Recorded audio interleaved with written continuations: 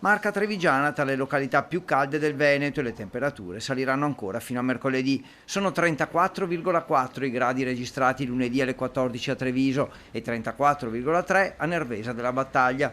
Poi se parliamo di temperature percepite, la cifra sale ancora per effetto dell'umidità e così tra condizionatori accesi a singhiozzo per il caro bollette, frutta e verdura preferite a primi e secondi e in attesa delle vacanze i trevigiani si difendono come possono.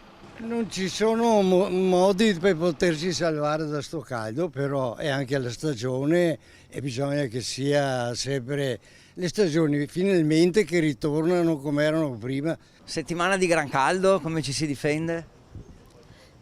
Con climatizzatori, ventilatori. Usa molto il condizionatore lei. Sì, I climatizzatori sono la nostra salvezza, almeno io che soffro tanto il caldo li accendo un po' a manetta, ecco. E poi la dieta? La dieta sicuramente io in estate una dieta assolutamente mediterranea, molta verdura, insalate, frutta, tanta anguria soprattutto. Fa caldo, sì, fa tanto caldo, è affoso veramente oggi. Come ci si difende?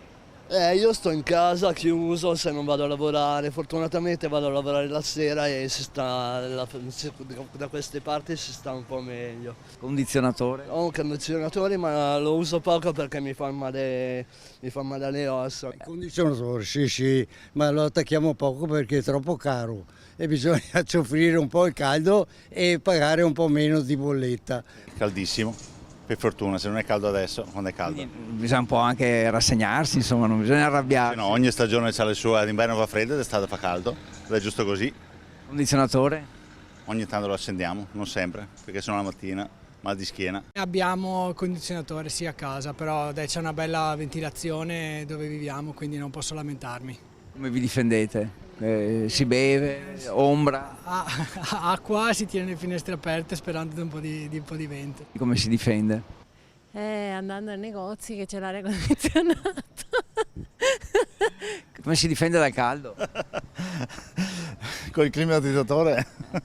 Quindi quando è a casa lo accende parecchio. Esatto, durante il lavoro no, perché il nostro lavoro è anche fuori, sotto il sole. È dura lavorare sotto il sole? Abbastanza. A settembre perché adesso i prezzi sono troppo cari. Settimana caldissima anche per lei? Sì, guardi, ho freddo. Tocca anche correre col caldo. Sì,